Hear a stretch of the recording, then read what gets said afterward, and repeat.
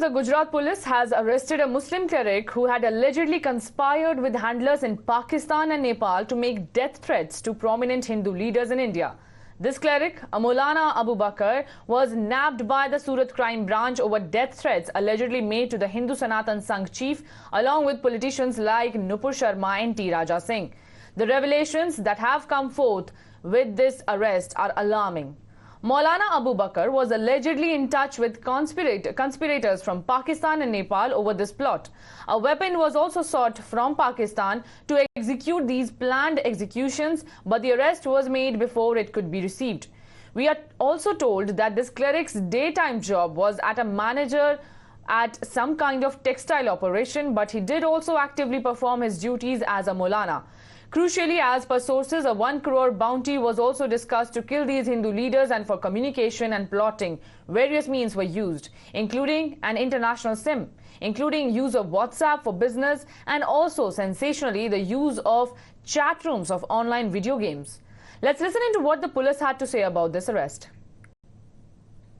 तो इसके जब ये इसको डिटेन किया गया, इसके मोबाइल फ़ोन में से बहुत सारी ऐसे भी चैटिंग और कॉल्स डिटेल मिली, जिसके अंदर जो ये यहाँ पे जो राष्ट्रीय सनातन संघ के राष्ट्रीय अध्यक्ष हैं मिस्टर उपदेश राणा, जो एक हिंदूवादी लीडर हैं, उनको जो है मारने का पूरी प्लानिंग, उसके साथ साथ एक एमएलए हिंदूवादी एमएलए हैं हैदराबाद के श्री राजा सिंह जी, नुपुर शर्मा, और इन लोग को जो इन्होंने, और सुदर्शन चैनल के एडिटर इन चीफ हैं सुरेश चौहान जी, इनको धमकी देने का और इनको टारगेट करने के लिए इन लोग की पूरी चैटिंग और पूरी प्लानिंग उसमें इनके मोबाइल फ़ोन में से मिली, आरोपी के मोबाइल फ़ोन से।